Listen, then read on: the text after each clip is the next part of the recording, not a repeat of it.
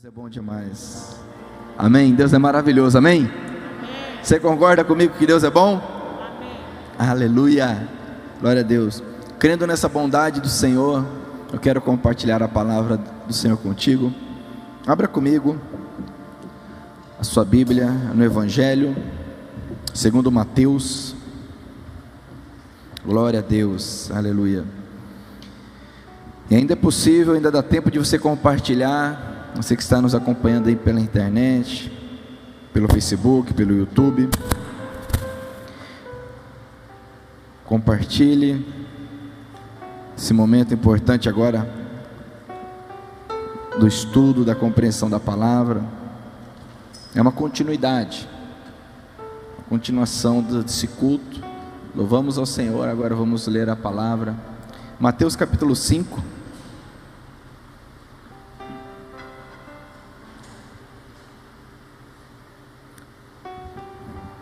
A partir do versículo 1, diz a palavra do Senhor, Mateus capítulo 5, estamos lendo na versão Nova Tradução, na linguagem de hoje. Diz assim: quando Jesus viu aquelas multidões, subiu um monte e sentou-se.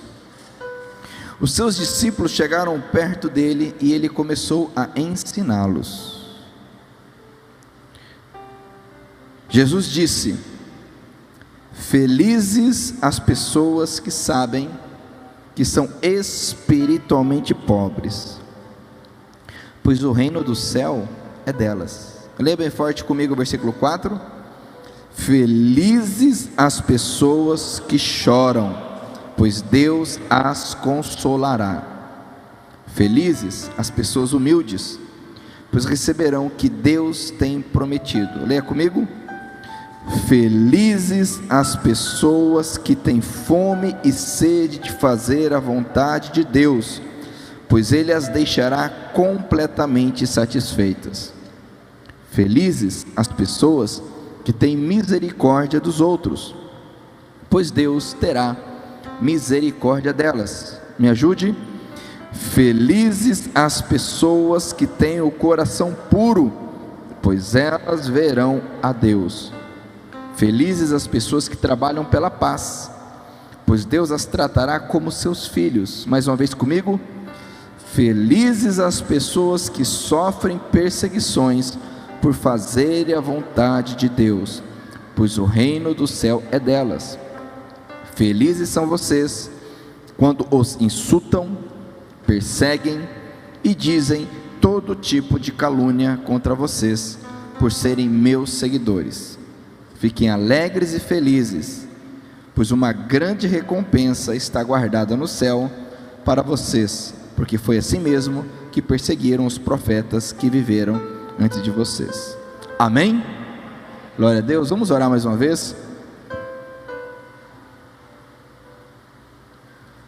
É importante orarmos agora, pedindo que o Espírito Santo nos oriente na compreensão da verdade. Pai, agora nós oramos pedindo que a Tua compreensão, a Tua sabedoria nos guie agora, que Teu Espírito Santo nos ensine, que possamos compreender a Tua vontade revelada na palavra, que haja uma transformação em nossa mente, de forma que nenhum de nós se conforme, se molde aos padrões deste mundo. Pelo contrário, que cada um de nós apresente a nossa vida como culto agradável, racional ao Senhor.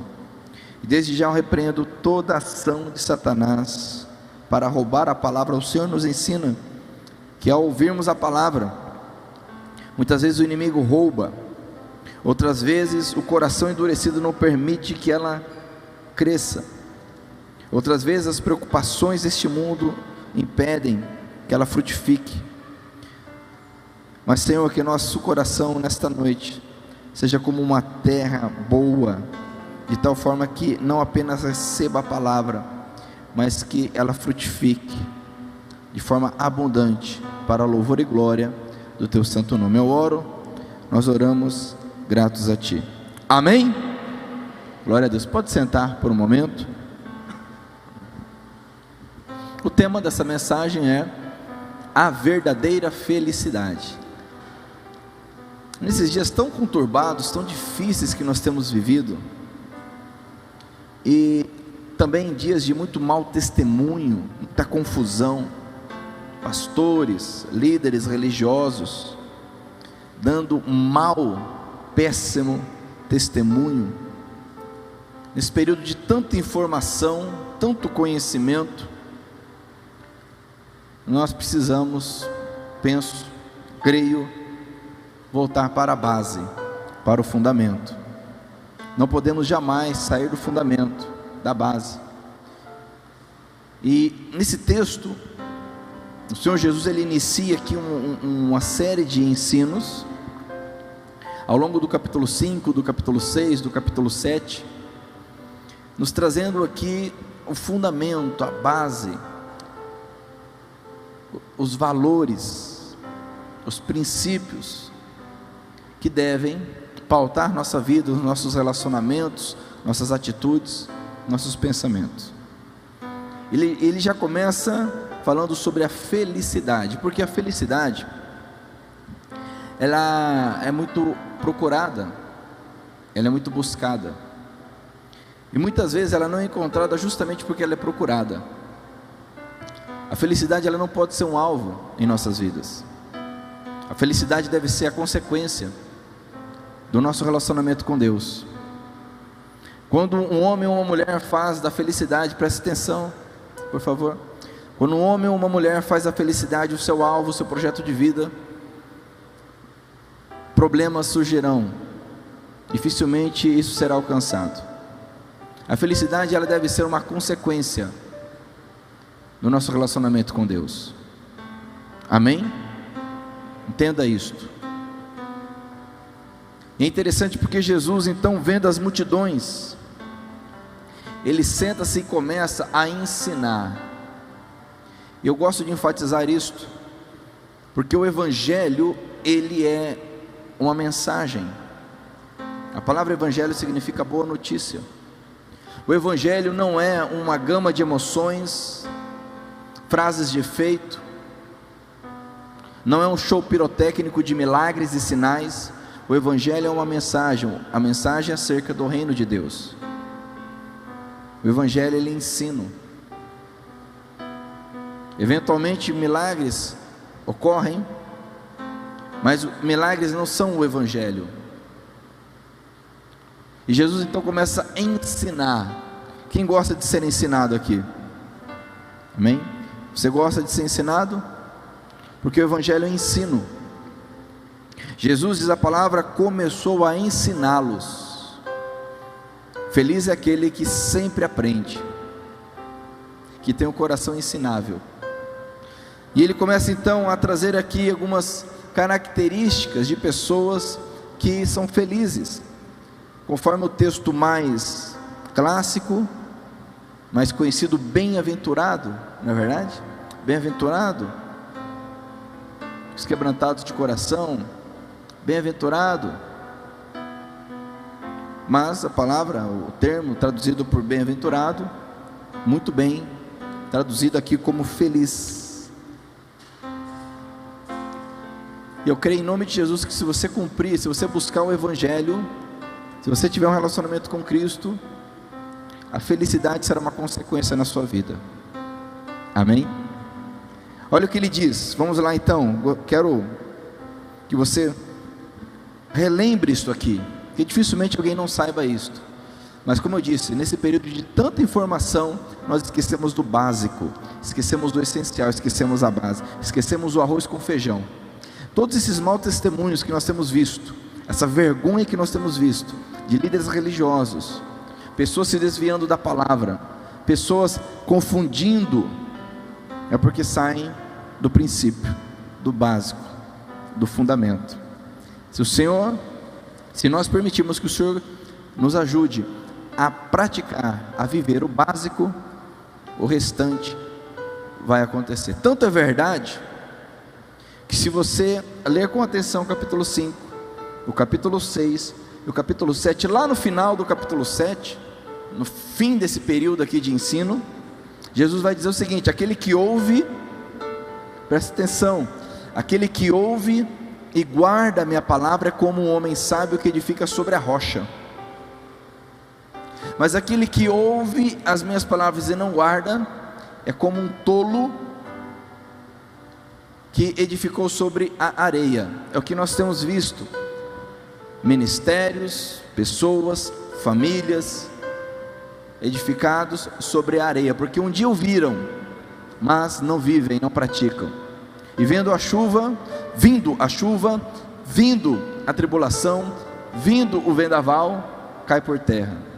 Diz aqui, Jesus disse: felizes são as pessoas que sabem que são espiritualmente pobres, porque o reino do céu é delas. É o início, é o primeiro degrau, é a base de tudo. Eu ter o conhecimento, a compreensão de que eu sou pobre, que eu não tenho nada para oferecer a Deus, eu não tenho nada em termos espirituais para entregar a Deus. Somos pobres, espiritualmente pobres. Podemos ser bem-sucedidos em todas as áreas da vida e permanecermos espiritualmente pobres. Se eu não entendo isto, se eu tenho dentro de mim orgulho, se eu tenho dentro de mim vaidade, se eu tenho dentro de mim uma resistência a ouvir, nós cantamos agora: eu me rendo para conhecer-te mais. Cada vez que eu me entrego mais ao Senhor, eu conheço mais a Ele. Cada vez que eu dependo, eu entendo a minha dependência do Senhor. Quanto mais eu me permito depender do Senhor, mais próximo eu estou dEle. O reino do céu é de quem sabe, conhece, reconhece que é espiritualmente pobre. Parece algo simples, mas não é. Muitos de nós nos enganamos com a nossa boa postura. Dificilmente você vai conversar com alguém e perguntar: você se considera bom? Todo mundo, ou a maioria, vai dizer que se considera bom. E de fato, a depender do parâmetro que nós utilizemos, qual parâmetro? Eu vou usar qual parâmetro? Eu vou usar o parâmetro da sociedade aqui de Nova Andradina, eu vou usar como parâmetro o Código Penal, eu vou usar como parâmetro o Código de Ética da minha profissão. Qual parâmetro que eu vou utilizar para dizer se eu sou bom ou não? Eu vou utilizar os valores familiares que eu aprendi, que eu vivo.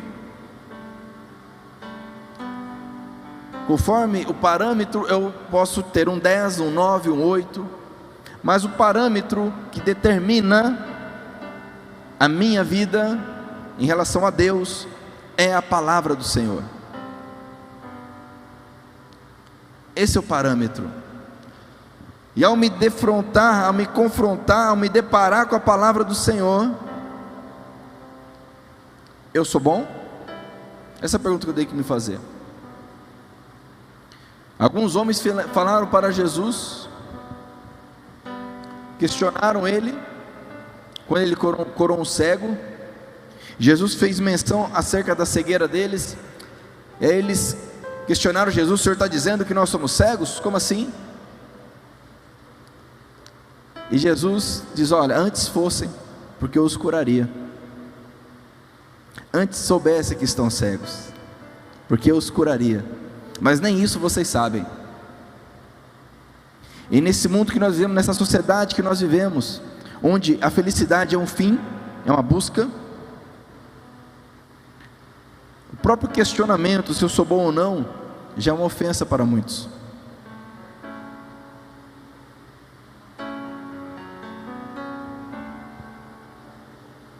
Já é uma ofensa, mas lógico que eu sou bom. Mas aquele que sabe que é espiritualmente pobre, permita que o Espírito Santo te mostre, te convença do pecado, da justiça e do juízo, pois o reino dos céus pertence a quem sabe, quem conhece a sua realidade espiritual. 4 diz: felizes as pessoas que choram, pois Deus as consolará. Precisamos entender o que isso aqui está dizendo. Será que é todo tipo de choro? A palavra do Senhor nos diz, Paulo escreve, nos explicando que existe dois tipos de tristeza: a tristeza segundo o mundo e a tristeza segundo Deus. A tristeza segundo o mundo, ela opera de forma muito rasa, superficial. Quando nós erramos, sofremos as consequências do erro, isso gera uma tristeza, uma consequência, um remorso. Nós temos como exemplo Judas. Você sabe a história, Judas traiu Jesus, e depois que ele entendeu o que ele fez, tomado de remorso, ele então foi e se matou. Mas também existe a tristeza, a Bíblia diz segundo Deus, que a tristeza que ela é causada pelo arrependimento genuíno, que só o Espírito Santo de Deus provoca em nós. Alguém já disse que quando nós ouvimos o Evangelho e não saímos confrontados, perturbados, alguma coisa está errada conosco, porque o Evangelho é perfeito, a palavra de Deus é perfeita. Não tem como eu ser exposto a ela 10 minutos, 15 minutos, 20 minutos e sair igual, achando que eu estou bem. Impossível. Seu Espírito Santo está agindo na minha vida. O Evangelho, ele demonstra a graça de Deus, a graça do Senhor que nos salva. Isso que a mente religiosa não consegue entender, porque a mente religiosa, ela faz o seguinte raciocínio: ora, eu tenho os meus valores, eu faço, eu cumpro, eu obedeço, eu não faço mal, né? Os valores básicos: eu não mato, não minto, não roubo. E depende, né? Porque se você for buscar bem buscado mesmo, já matou no coração alguém, não perdoa, já roubou sim, já tirou de alguém o que lhe pertencia, talvez não um bem material, mas o tempo, um sentimento, a pureza. Então essa história, nunca matei, nunca roubei, cuidado, porque se colocar na balança de Deus, nós não podemos nem falar isto. Porque se nós lermos depois do capítulo 6, 7, que provavelmente não faremos hoje, nós veremos o quão rigorosa é a palavra de Cristo acerca dos mandamentos do Senhor, a ponto dele dizer: olha, em relação ao adultério, vocês entendem que se o homem se relacionar com outra mulher que não a sua, isso é adultério? Eu digo mais: se o homem pensar, ele já adulterou. Quem sobra de nós homens?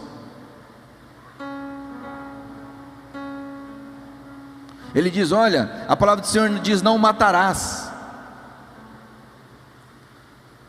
Mas eu digo para vocês, se alguém no seu coração não perdoar, tiver mágoa, odiar, já matou. Quem de nós nunca odiou? Quem de nós? Então cuidado com esses parâmetros que nós colocamos, a nossa sociedade coloca. O nosso parâmetro tem que ser a palavra. Continuando aqui, ele diz: felizes os que choram. Por quê? Porque quando a pessoa se arrepende do pecado, verdadeiramente ela chora. Quando a pessoa é confrontada com a palavra e com a verdade, ela chora, ela se quebranta, ela se arrepende, ela não argumenta, não se defende, ela chora. Nós choramos quando somos confrontados com a verdade e nos arrependemos. O nosso coração é quebrantado. Somente quem é quebrantado pelo Senhor será consolado por Ele. Então não faça isso aqui como se fosse qualquer choro. A pessoa está no pecado, está na miséria, está chorando sim, está chorando por quê? Porque está no pecado, está se arrebentando toda, porque o pecado arrebenta conosco, se nós permitirmos. Será que Deus vai consolar? O consolo vem para aqueles que choram, porque é um arrependimento. Pedro, eu usei o exemplo de Judas agora há pouco, agora eu vou usar o exemplo de Pedro. Você sabe que Pedro, ele negou a Cristo, sim ou não? Quem sabe dessa história aí? Não é verdade? E o negou por 3 vezes. Não foi no susto uma vez, na pressão uma vez, foram 3 vezes. E Jesus havia alertado. No meu entendimento, Pedro é tão culpado quanto Judas. porque Jesus ainda falou: Pedro, você cuida. Quantos de nós vamos chegar diante de Deus e, se não vigiarmos, nós caímos e vamos chegar diante de Deus e Deus vai falar: eu te avisei, não avisei, meu filho? Eu não te orientei? Deixa eu te falar algo aqui, anote isso. Obediência é um método de Deus para nos proteger. Você entendeu isso? Jovem, você entendeu isso? Obediência é um método de Deus para nos proteger. Amém? Pedro não obedeceu, não se cuidou e negou a Cristo 3 vezes, mas a palavra diz que uma vez confrontado por Jesus, ou melhor, antes disso, diz a palavra que quando o galo cantou, Pedro entendeu o que ele fez, e a palavra diz que ele chorou, ele ficou quebrantado, ele se derramou diante de Deus pelo que ele fez. Judas não, Judas quis resolver, Judas teve um remorso. Sabe a diferença? Que no remorso nós queremos resolver a coisa, a gente não leva para Deus. Judas pegou as 30 moedas de prata e voltou lá para as autoridades dizendo: olha, eu errei, esse sangue é inocente. E os homens falaram: olha, esse problema é teu. Em nenhum momento Judas clamou a Deus, a Bíblia não revela isso. Então cuidado com remorso, querer fazer as coisas com a força do teu braço. Se entregue a Deus. Pedro chorou e ele foi consolado por isso. Pedro se arrependeu e ele foi consolado por isso. Continuando, diz aqui: felizes, versículo 5, as pessoas humildes, pois receberão o que Deus tem prometido. Há uma promessa de Deus para todos nós. Há uma promessa de Deus para todos nós. Isso passa pela humildade. E infelizmente é uma distorção da palavra do Senhor, que muitas vezes nós vemos pessoas cobrando Deus, dizendo: mas a palavra do Senhor diz que eu tenho uma promessa. E tem mesmo. Tem várias, na verdade. Mas isso passa pela humildade. E uma das coisas que a humildade não me permite, uma das coisas que a humildade não permite é que eu confronte a Deus. Está entendendo isso? Se você aprendeu diferente, cuidado com essa teologia da prosperidade. Distorcida. Como é que eu vou confrontar Deus cobrando uma promessa? As promessas de Deus têm tempo para se cumprir, como tudo na vida. Presta atenção, muitas pessoas perdem, não recebem, não vivem, não conhecem os projetos de Deus por conta da impaciência. Diga-se comigo: impaciência. Cuidado com a impaciência. Deus tem um tempo. É só pegar a história de Abraão, de Davi, de José, de tantos outros. Há um processo. Aqueles que são humildes recebem a promessa. Ser humilde é saber quem eu sou em Deus, nem mais nem menos. Você sabe quem você é em Deus? O sentimento de inferioridade é um mal, e a soberba é outro mal. Há pessoas que se veem mais do que elas são, isso é soberba, e Deus aborrece a soberba. Há pessoas que têm um sentimento de inferioridade, pensam que são menos do que na realidade são. Isso é uma mentira para impedir o propósito de Deus. Ser humilde é saber, é conhecer, é ter a compreensão de quem eu sou em Deus, ter ousadia na hora certa, ter coragem na hora certa, ouvir na hora certa, me calar na hora certa. O exemplo do Senhor Jesus é o perfeito. Mesmo tendo todo o poder, diante de Pilatos, diante dos seus acusadores, diante daqueles que o prenderam, mesmo tendo como fazer, mesmo tendo poder, ele não esqueceu quem ele era e para o que ele veio. Ele não esqueceu o propósito de Deus, ele não esqueceu o propósito do Pai. Quantos de nós esquecemos? Porque nós temos a possibilidade, a capacidade de fazer. Preste atenção nisto, não é porque você tem a capacidade de fazer que você deve fazer. Peça para que o Espírito Santo te oriente. Jesus em todo o tempo poderia ter se colocado contra, mas não era para isso, não foi para isso que ele veio. O humilde, diz aqui, recebe o que Deus tem prometido.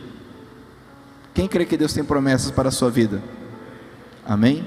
Seja humilde, nem coitadinho, nem arrogante, seja quem Deus te fez. Amém? Diz aqui ainda, feliz. Quem quer ser feliz? Cuidado. Quem quer servir a Deus?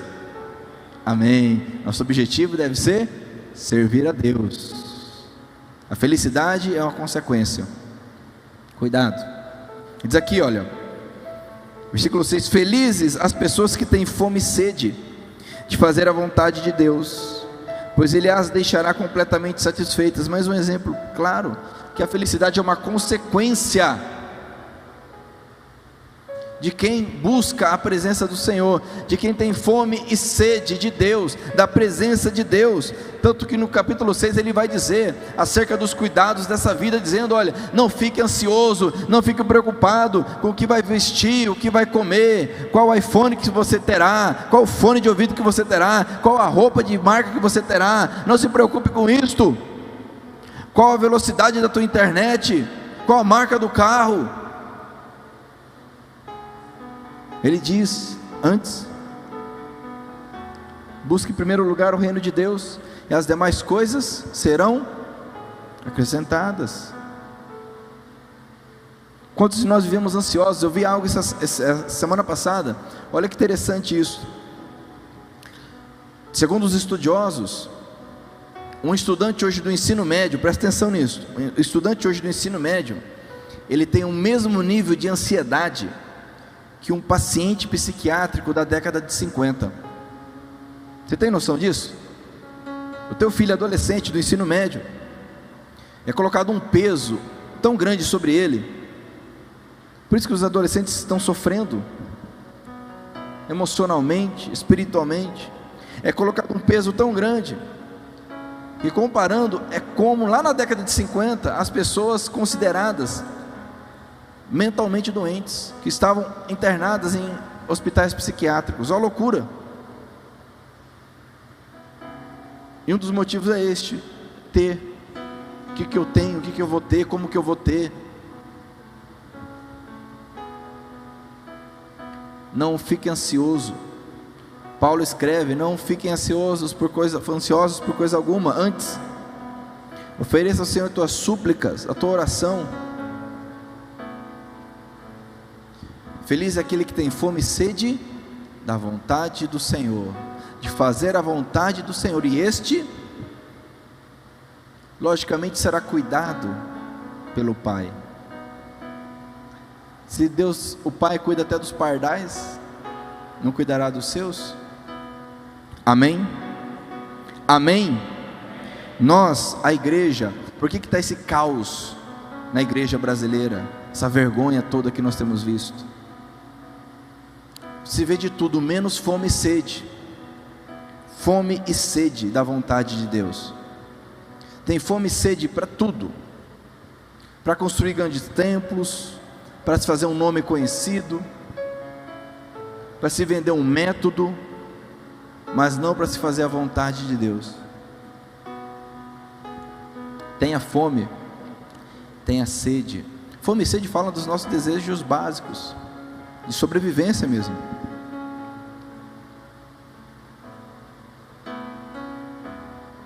Os nossos desejos básicos são o que? A fome, a sede, o instinto de sobrevivência, o apetite sexual, são os desejos básicos.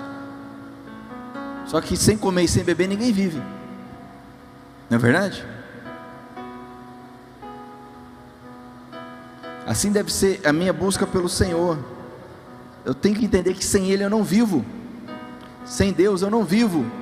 É o mesmo que viver sem comer e sem beber, impossível. Esses são felizes. E diz aqui ainda, que Ele as deixará completamente satisfeitas. Ora, meus irmãos, quantos você conhece que estão fora da igreja? Pessoas outrora batizadas, pessoas outrora entregues ao Senhor, não estão mais no caminho de Deus. Por quê? Não estão satisfeitas. Quantas pessoas insatisfeitas, que sabe até você que está ouvindo essa mensagem, tá todo contente porque está ouvindo a mensagem online, dizendo: graças a Deus, não preciso mais ir no templo, chega desse negócio de igreja, eu vou orar em casa. Não é isso que a Bíblia ensina. Mas há tantas pessoas insatisfeitas, e está aqui, ó. Por que está insatisfeita? Porque Deus não está saciando. E por que Deus não está saciando? Porque não tem fome nem sede de Deus. Se você tiver fome e sede de Deus, você viverá satisfeito. Amém? Glória a Deus. Diz aqui ainda: felizes as pessoas que têm misericórdia dos outros, pois Deus terá misericórdia delas. Ora, lá no capítulo 6, Jesus vai ensinar a orar, e vai dizer, entre outras coisas, que nós, quando orarmos, devemos pedir ao Senhor perdão, dizendo: Pai, perdoa as minhas ofensas, como eu perdoo aqueles que me ofenderam. Você tem misericórdia. Devemos ter misericórdia das pessoas. Hoje não se tem misericórdia. Hoje eu vi um post no Instagram, dizendo assim, tinha um desenho lá, uma imagem dizendo assim: antes de ajudar os outros, ajude a você mesmo. Questionável isso. Esse é o mundo que nós vivemos. Ajude a você, depois você vai ajudar os outros, sendo que nós nunca estaremos satisfeitos, então nunca ajudaremos os outros.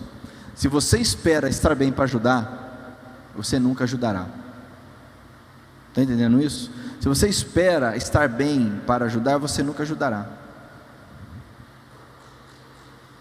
Se você espera estar bem financeiramente para ajudar outras pessoas, você nunca estará. Nunca será o suficiente. Se você espera estar bem sentimentalmente para ajudar outras pessoas, você nunca estará. Essa perfeição não existe. Devemos ajudar, devemos amar uns aos outros, a palavra diz. Diz aqui, tem misericórdia. Por que casamentos acabam? Porque alguém errou mais que o outro. Porque os dois erram. Alguém errou mais que o outro, só que não teve misericórdia para perdoar. Não há misericórdia para perdoar. Não há misericórdia, não há perdão. Por que relacionamentos entre pais e filhos terminam? Porque não há misericórdia. Por que amizades terminam? Não há misericórdia. Porque há tanta mágoa, falta de perdão.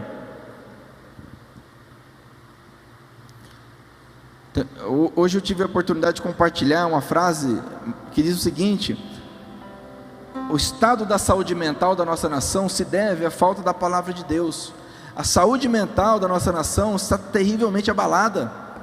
Falta a palavra de Deus. E quando falo palavra de Deus, não é mandamento, não é só mandamento, é viver a palavra. E uma das coisas que a palavra diz é: tenha misericórdia, perdoe coração duro, porque a hora que estiver diante de Deus, a Bíblia diz, olha só, terá misericórdia quem tem misericórdia. Se você não tem misericórdia, se você não perdoa, não terá. Oração do Pai Nosso, oração dominical, oração do Senhor, dê o nome que você quiser. Mateus capítulo 6, Pai, perdoa as ofensas como eu perdoo. Se eu não perdoo, não tem perdão. E o que será de mim se eu não sou perdoado por Deus? Ah, mas eu vou ser feito de trouxa? Não, você vai obedecer a Deus. Feliz quem tem misericórdia, porque alcançará misericórdia. Ah, mas eu vou ser feito de besta? Não, você fará a vontade do Senhor. O mundo diz: você será besta, será tonto. A Bíblia diz: será feliz. Agora você escolhe, quer viver como o mundo diz ou quer viver como a palavra diz? Esse é o poder que eu tenho de escolher. Perdoe, tenha misericórdia. Ah, mas a pessoa não merece. Ninguém merece. Ninguém merece perdão. Ninguém merece. Onde você vai encontrar na Bíblia falando que alguém merece perdão? Você me mostra, por favor. Esse parâmetro raso, mundano, carnal, esse senso de sobrevivência que nós temos, o medo terrível de morrer. A Bíblia diz lá em Hebreus que Jesus veio para libertar o homem da escravidão, do medo da morte. Você sabia disso? Você lê a Bíblia?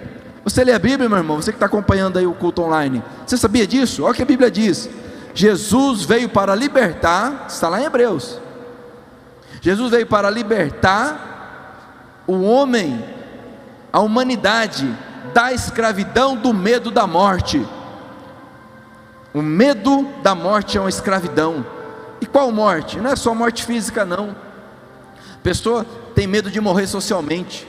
Ah, o que vão pensar de mim? O que vão falar de mim? Vão me abandonar. Tem medo de morrer, o orgulho. Ah, mas eu vou perdoar. O que vão falar? Estava conversando hoje pela manhã, estava ministrando o curso dos homens. Vencedores nunca desistem.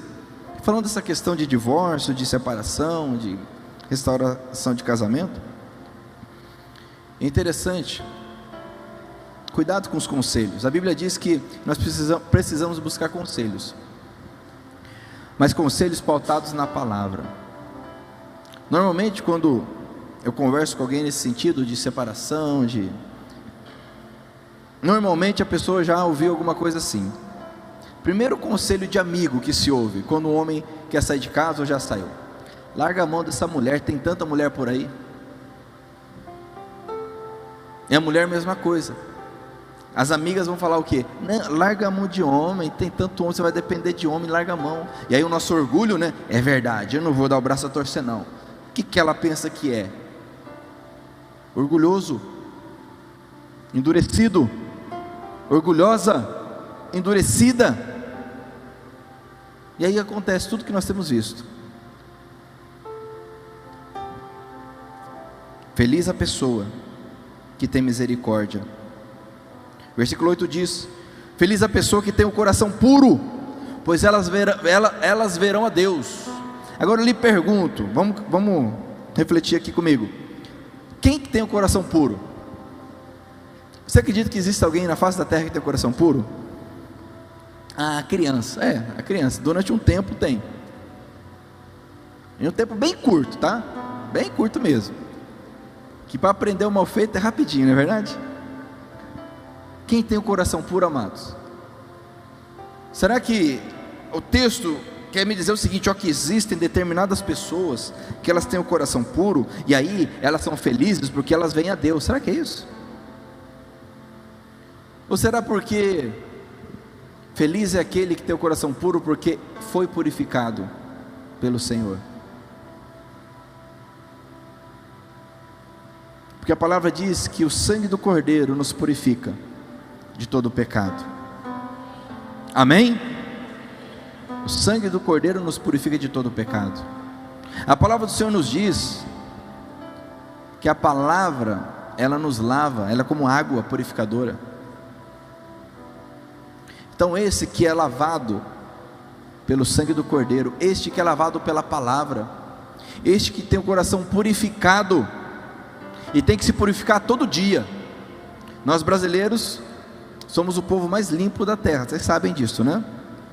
Nós tomamos banho todo dia. Alguns, né? A maioria, né? Não, banho todo dia, né? A maioria. No frio, né, diminui um pouco aí essa incidência, mas nós de longe, somos o povo que mais toma banho na face da terra. Porque nós entendemos que todo dia nós nos sujamos. O próprio organismo produz sujeira. Sim ou não? Espiritualmente é a mesma coisa. O meu coração é purificado pela palavra, mas eu tenho que purificar Eu tenho que permitir que a palavra purifique o meu coração todos os dias, diariamente, constantemente, através da oração, através da palavra. Não é um sentimento, uma ilusão, uma mentira religiosa. Eu tenho o coração puro porque Jesus me purificou. E a pessoa, sei lá, uma vez por mês vai na Santa Ceia, né? Santa Ceia mágica, milagrosa, faz tudo, né? Uma vez por mês resolve tudo. Poderosa Santa Ceia, né? Será que é isso? Eu tenho que me purificar todos os dias. Eu tenho que buscar o Senhor todos os dias. A palavra, o Espírito Santo, o sangue do Cordeiro, a palavra purificadora todos os dias. Porque todo dia eu me sujo. Todo dia eu sou sujo. Alguma coisa me suja, ou eu mesmo me sujo. Já brincou de piscar? Ontem eu estava brincando com a minha amada de piscar, né? De não piscar, você fica olhando assim, não pisca, né? É mais fácil ficar sem piscar do que ficar sem se sujar, pode ter certeza. Fica sem piscar, vamos ver quanto tempo você fica. Você já se sujou antes de piscar, ou já foi sujo. Nós precisamos todos os dias buscar a presença, a palavra, o Espírito Santo, porque feliz é o que tem o coração puro, pois eles verão a Deus. Nós só veremos a Deus se estivermos purificados pela palavra, pelo Espírito Santo, pela presença do Senhor. Amém? Amém? Essa é a verdade. Não é porque é de uma religião, não é porque é batizado, não é porque segue um rito religioso, é porque tem o coração purificado por Deus, mediante a palavra, o Espírito Santo e o sangue do Cordeiro. Diz aqui ainda: felizes as pessoas que trabalham pela paz, pois Deus as tratará como seus filhos. Paulo escreve: não devam nada a ninguém, a não ser a paz, o amor. Busquem ter paz com todos. Não deva nada a ninguém, a não ser a paz, o amor. Busque a paz com todos. Todos, quem são todos? Você que entende, você que estuda, quem são todos? Todo mundo, não é verdade? Busque a paz com todos. Aí você pega esses crentes que, meu Deus do céu, não sai de rede social discutindo, batendo boca, querendo discutir religião em rede social.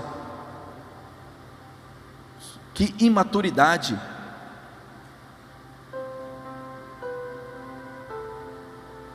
Jesus era confrontado constantemente pelos religiosos. Jesus não ficava batendo boca, discutindo, procurando ocasião. Ele ensinava. Trabalhe pela paz. E só pode trabalhar pela paz quem tem paz. Eu falei agora há pouco de Filipenses, quando Paulo escreveu: não fique ansioso por nada, antes apresente suas orações, suas súplicas com ações de graças ao Senhor, e a paz que excede todo entendimento guardará o seu coração. Filipenses capítulo 4. A paz que excede todo entendimento guardará o teu coração. Só pode trabalhar pela paz quem tem paz no coração.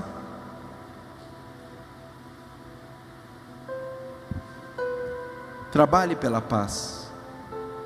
Esteja calçado com o Evangelho da paz, conforme está lá em Efésios capítulo 6. Que seu caminhar, seus passos sejam pela paz.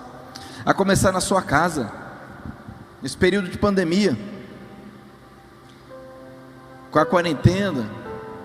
Vocês sabem mais do que eu isso aí, quantos divórcios nós tivemos a mais, só aumentando. Quantos lares se desmantelando, porque na verdade não havia um lar. Não há paz em casa. Trabalhe pela paz na sua casa. Isso eu não estou dizendo como uma acusação, é uma constatação.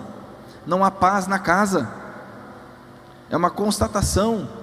Trabalhe pela paz na sua vida, na sua casa, e logicamente ao seu redor. É feliz a pessoa que trabalha pela paz, pois Deus as tratará como seus filhos. Eu não sei se você tem essa compreensão, mas filho de Deus é um título, é um poder.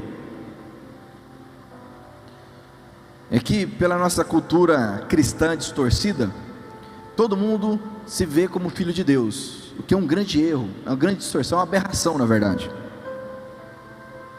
É uma grande aberração, porque lá em João capítulo 1 nos diz que aqueles que receberam o Senhor Jesus, aqueles que receberam o Senhor Jesus, o aceitaram, Deus deu-lhes o poder. Olha só o que a Bíblia ensina: Deus deu-lhes o poder de serem feitos filhos de Deus. Você sabia, né? Você sabe disso. É um poder ser feito filho de Deus, não é algo que se nasce. A pessoa está na sarjeta, está no mal, está arrebentada, o caos. Ai, mas eu também sou filho de Deus. Ué, como assim? Então que pai é esse?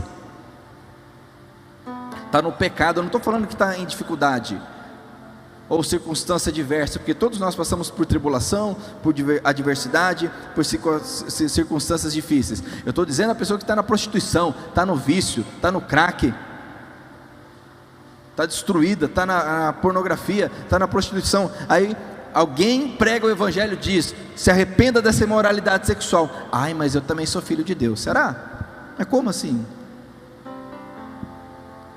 Aquele que recebe o Senhor Jesus como Senhor, recebe o poder de ser feito filho de Deus. João capítulo 1. E tanto isso é verdade, que João capítulo 3,16 nos diz o quê? O resumo do evangelho. O que diz João capítulo 3,16? Porque Deus amou o mundo tanto, ou de tal maneira, depende da versão, que deu seu único filho, ou filho unigênito. Quantos filhos? Único filho, para que todo que nele crê não morra, mas tenha vida eterna. Deus enviou um único, não tinha outro filho. Abraão não era filho de Deus, Moisés não era filho, Davi não era filho, Isaías, Jeremias. Único filho, único Deus, tem a natureza de Deus, é Deus. Agora, através de Jesus Cristo, nós podemos receber o poder de ser feito filho de Deus, conforme Paulo ensina aos Gálatas. Recebemos a adoção, por isso podemos chamar Deus de Pai, Abba Pai. Amém? Glória a Deus, aleluia. Quem está feliz? Glória a Deus. Felizes as pessoas que trabalham pela paz, pois Deus as tratará como seus filhos. 10. Felizes as pessoas que sofrem perseguições por fazerem a vontade de Deus, pois o reino do céu é delas. Ora, aqui já é uma consequência lógica, clara. Se você andar, se eu andar, se nós andarmos, caminharmos conforme os princípios bíblicos, seremos perseguidos, ponto. Se não somos, está errado. Se você não é perseguido, se você não tem dificuldade em falar a verdade, em honrar a Deus, em fazer a vontade do Senhor, se você não é perseguido, não é questionado, não é humilhado, está errado. A Bíblia é muito clara. Paulo escreve que todo aquele que quiser viver uma vida piedosa será perseguido. Nós não somos perseguidos, sabe por quê? Porque nós fazemos concessões.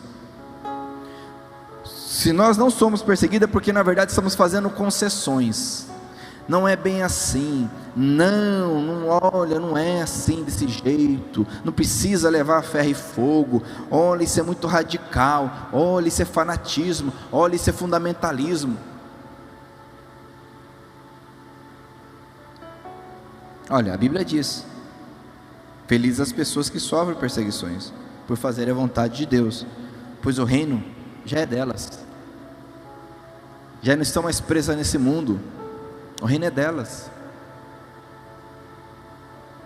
O Evangelho, meu irmão, entenda algo. Estava conversando essa semana sobre isso. Alguém me perguntou: você está conversando sobre adolescência, juventude e tal, como é que era e tal. Aí conversando,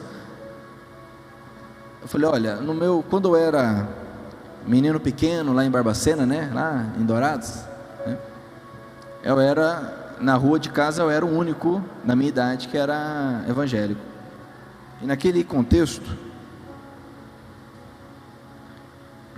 não era essa modinha de hoje, porque hoje o evangelho ele é simpático, ele é moda, é bonito falar. certo? Um evangelho que não transforma, um evangelho que não confronta, um evangelho que não muda a vida de ninguém. Sabe quantos milhões de evangélicos nós temos no Brasil?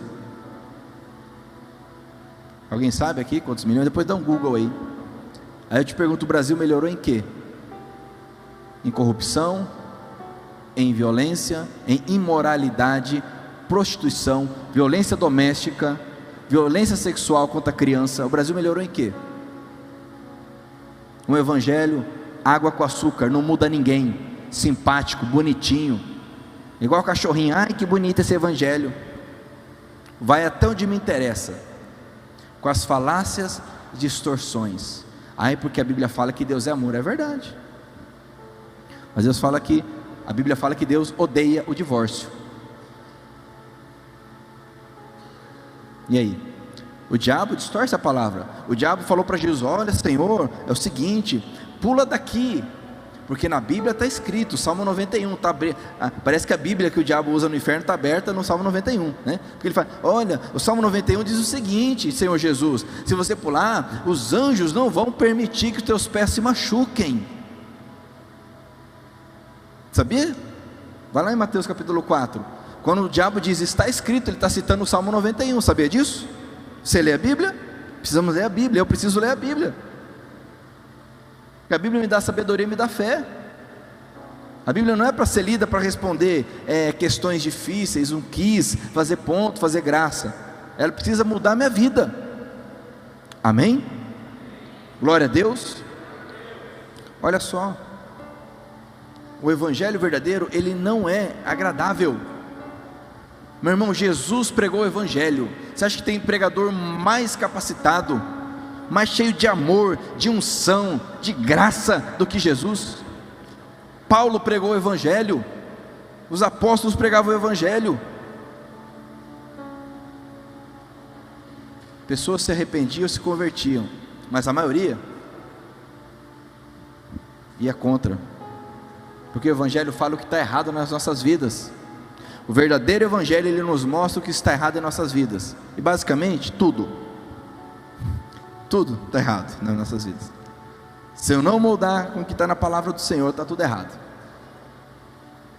Se não fosse assim, não precisaria Jesus morrer. Mas continuando, para a gente encerrar, já indo para o final: felizes são vocês quando os insultam, perseguem e dizem todo tipo de calúnia contra vocês por serem meus seguidores. Fiquem alegres e felizes, pois uma grande recompensa está guardada no céu para vocês, porque foi assim mesmo que perseguiram os profetas que viveram antes de vocês. Só para confirmar, para fechar com chave de ouro: feliz, sinta-se feliz. A gente não aguenta ser contrariado, já emburra, já fecha a cara, já levanta a voz, já se ira, já falta com perdão, porque foi contrariado. Você imagina ser perseguido, caluniado, ofendido, insultado por causa de Jesus? Mas Deus gera em nós paz, satisfação, alegria verdadeira, alegria sincera, alegria transformadora. Eu quero orar contigo, nós poderíamos continuar, mas eu quero ler aqui mais alguns versículos rapidamente para nós orarmos, para que você não confunda as coisas. Leia comigo o capítulo 7 de Mateus. Mateus capítulo 7, versículo 12.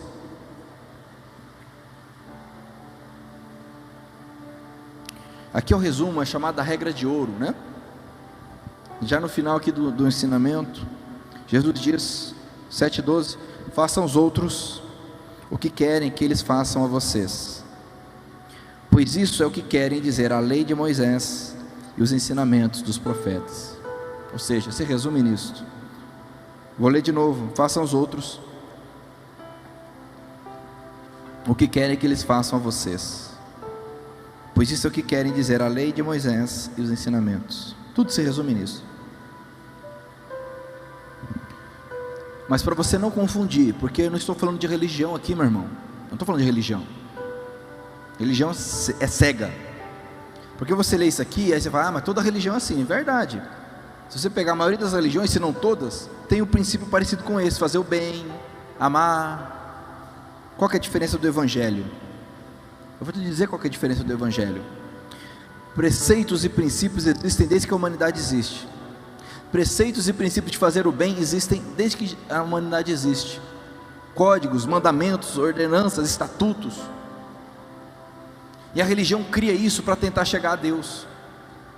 A palavra religião, ela vem justamente da expressão que traduz religar. A ideia da religião é ligar o homem a Deus. Então eu não estou pregando ecumenismo aqui. Só tem um caminho, só tem uma forma de cumprir isso aqui. É o que a Bíblia diz. Vão torcer o nariz. Cada um é livre para viver como quer. Não adianta eu achar que eu vou conseguir cumprir isso aqui, se não for através do Espírito Santo. A diferença da religião para o Evangelho é a seguinte: no Evangelho, Deus veio e fez. Deus veio, viveu o que tinha que viver em nosso lugar, morreu e ressuscitou. Não foi o homem que chegou a Deus, foi Deus que veio, porque o homem jamais poderia se purificar, reencarnar, se aperfeiçoar, crescer, o termo que for, até chegar a Deus. Então Deus veio, Ele falou: eu enviarei o meu filho, eu irei até lá, para morrer no meu lugar, no seu lugar. Este é o Evangelho, esta é a diferença, que acaba com tudo, todo tipo de engano e mentira. Não adianta fazer o bem aos outros. Tenta fazer bem aos outros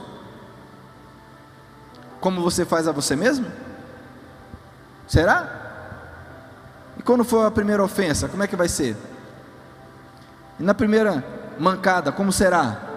Será que eu vou fazer o bem aos outros como eu gostaria que fizesse comigo? Isso só o Espírito Santo capacita. Só tem uma forma. Jesus, Ele diz: eu sou o caminho, a verdade e a vida. Ninguém vai ao Pai a não ser por mim. Nós vemos tanto erro, por quê? Tantos erros, por quê? Porque as pessoas querem fazer isso aqui na força do braço. Não consegue. Para encerrar, abra comigo a sua Bíblia em 2 Timóteo, capítulo 2. Segunda carta de Paulo a Timóteo. Eu falei errado, perdão, é 3. 2 Timóteo, capítulo 3. Peço um pouquinho de paciência, já vamos encerrar.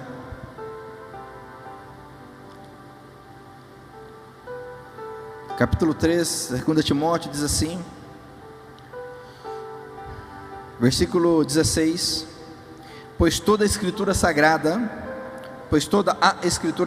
é inspirada por Deus e é útil para ensinar a verdade, condenar o erro, corrigir as faltas e ensinar, olha só, ensinar a maneira certa de viver. Versículo 17: e isso para que o servo de Deus esteja completamente preparado e pronto para fazer todo tipo de boas ações. Não é fazer boas ações, eu consigo fazer boas ações, tive uma boa educação, graças a Deus. Eu acredito que todos aqui conseguem fazer boas ações. Aqui está dizendo é fazer todo tipo de boas ações. Ninguém consegue fazer todo tipo de boas ações. Ninguém. Se não for através do Espírito Santo e, diz aqui, da Escritura Sagrada. Você não está conseguindo, eu não estou conseguindo, você não está conseguindo fazer todo tipo de boa ação, sabe por quê? Porque falta Escritura Sagrada na minha vida, falta Escritura Sagrada na tua vida, falta a palavra do Senhor, falta a Bíblia, é Bíblia que falta, no meu coração, é a palavra de Deus, é simples. Dificilmente eu consegui falar alguma coisa aqui nessa noite que é novidade para você, mas falta-nos praticar. Vamos voltar para o fundamento. Vamos voltar para a base. Vamos voltar para o simples. Eu quero orar contigo nessa noite nesse sentido. Senhor, eu quero fazer a tua vontade. Que venha o teu reino, seja feita a tua vontade. Eu não quero buscar a felicidade, eu quero buscar o Senhor. Felicidade é consequência. Felicidade é consequência. Há pessoas no vício buscando felicidade, correndo atrás de dinheiro buscando felicidade, se separando, divorciando buscando felicidade, na ilusão da pornografia buscando felicidade, na ilusão da imoralidade sexual buscando felicidade e não encontra. Sabe por quê? Porque quem busca felicidade não encontra. A felicidade não é um objetivo a ser perseguido. Deus deve ser buscado. Felicidade é consequência. Vamos orar? Se você puder se colocar em pé, se você quiser fazer isso. Antes de orarmos juntos, eu te dou a liberdade agora para você orar ao Senhor, com base nessa palavra. Você que está nos acompanhando online, não vai desligando não, é o momento de orar agora. Não vai desconectando não, agora é a hora de orar. Amém? O mais importante é a oração agora. Você recebeu a palavra, a questão é, como você vai reagir a ela? Porque receber, agora, o que eu vou fazer? A tua oração vai determinar agora. A tua oração. Se você puder, feche seus olhos. Se você quiser, ore ao Senhor agora. A tua oração é mais importante, as suas palavras diante do Senhor. Pai querido e santo, Deus da glória, Tu és bom. Como eu preciso de Ti, Senhor, como eu preciso. Cada vez que eu leio a Tua palavra, eu percebo a Tua graça. Eu percebo que, ó Deus querido, que eu jamais conseguiria cumprir a lei, jamais conseguiria cumprir os profetas. Obrigado porque o Senhor veio e cumpriu todas as coisas. Obrigado porque em Ti, Senhor Jesus, no Senhor, amando e servindo ao Senhor, eu posso receber, eu posso ser salvo. Eu sou salvo, transformado, perdoado em Ti, Senhor, em Ti, Jesus. E eu te peço, Espírito Santo, continue a me confrontar, continue a forçar esta mudança dentro do meu coração, porque se não for a tua ação, se não for a obra do Senhor na minha vida, não há transformação, não há mudança. Espírito Santo, é através da tua ação sobrenatural em mim. Ah, Deus, a verdadeira felicidade está tão longe do que nós aprendemos sobre felicidade neste mundo. Não tem nada em comum com o que nós vemos neste mundo. Ah, Deus, ajuda-nos. Ajude-nos, Senhor. Que a Tua palavra seja o nosso filtro, que a Tua palavra seja o nosso parâmetro, a nossa régua.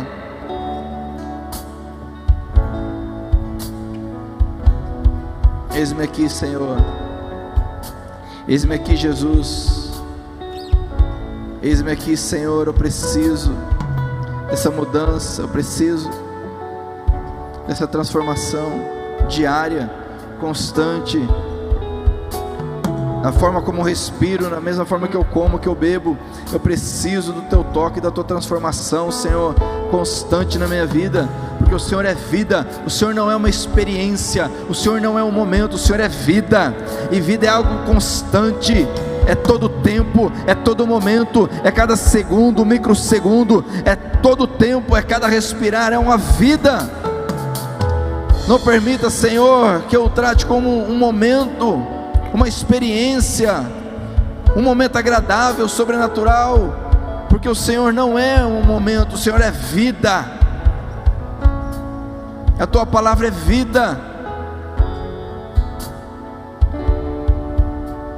Mesmo quando estou dormindo, eu estou vivo, Senhor. Parece tão óbvio isto, mas muitas vezes nós não vivemos assim com o Senhor. Temos momentos, temos métodos, temos um organograma, um planejamento, temos uma liturgia, mas não temos vida constante com o Senhor. Os olhos do Senhor estão em todo lugar. Tua palavra diz que se nós cremos, o Senhor habitará em nós, habitará, morará em nosso coração. É algo constante. Não nos permita ser religiosos, Senhor. Não nos permita ficarmos presos nessas liturgias, nesses enganos que limitam o teu agir, limitam o relacionamento contigo.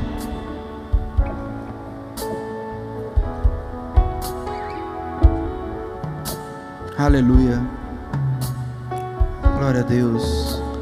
Se você quiser fazer uma oração em concordância comigo, meu irmão, entregando a sua vida completamente ao Senhor, diga assim comigo: Senhor Jesus, meu bom pastor, Tu és o meu mestre.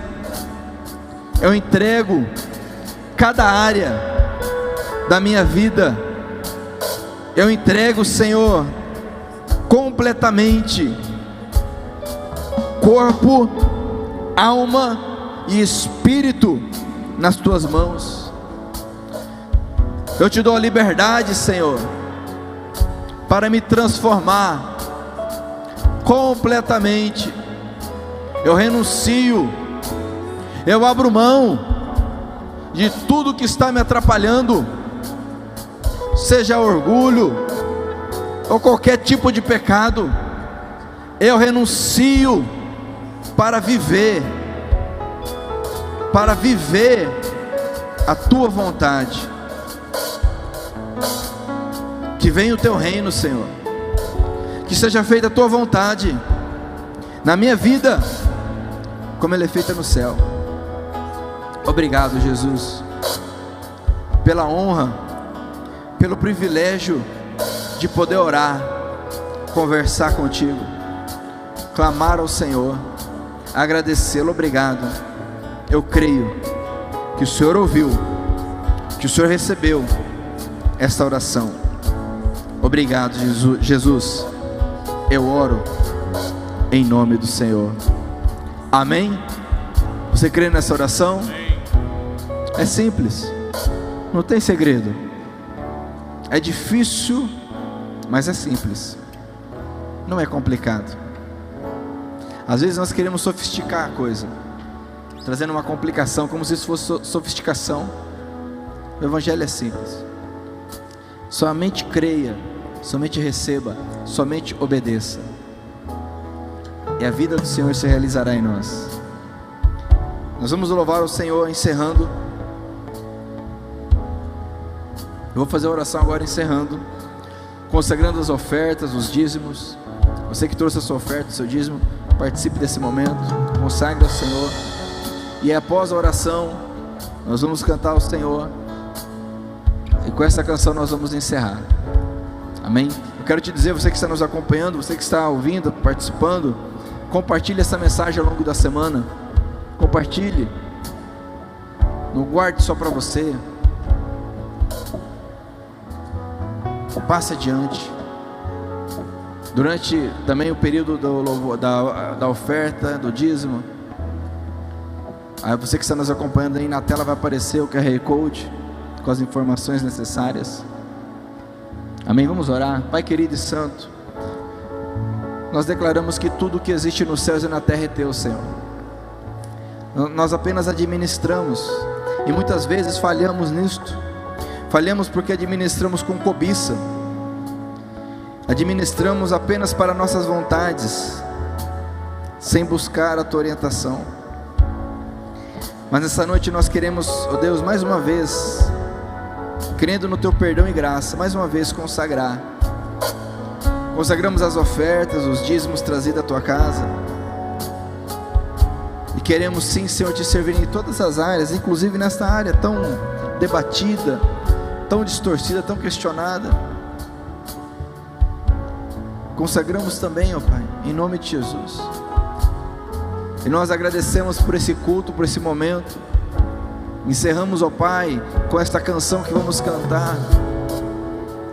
Vamos encerrar nesse momento cantando, ofertando, encerrando gratos por essa mensagem. Obrigado, Jesus. Obrigado, Senhor. Eu declaro a bênção, a graça do Senhor sobre cada lar, aqui representado.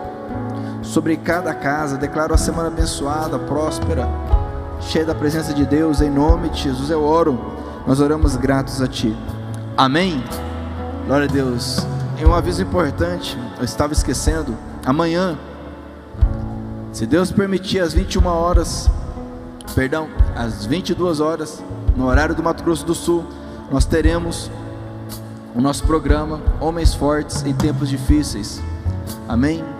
Lá no canal, não é no canal da igreja, no canal do YouTube, no canal Homens Fortes em Tempos Difíceis, 22 horas, participe conosco. Tem sido um momento muito especial com os homens. Glória a Deus. Amém? Vamos louvar o Senhor. Deus abençoe a todos. Fique na graça, na presença do Senhor, para louvá-lo e adorá-lo. Exército surgiu, o exército surgiu, o exército surgiu, pra cadeias quebrar, cadeias quebrar.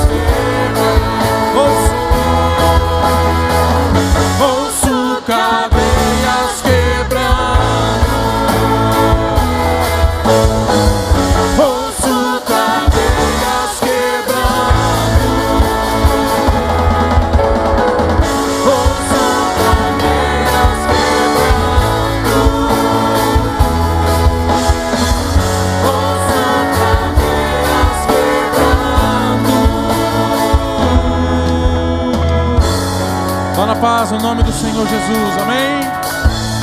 Glórias a Ti, Senhor.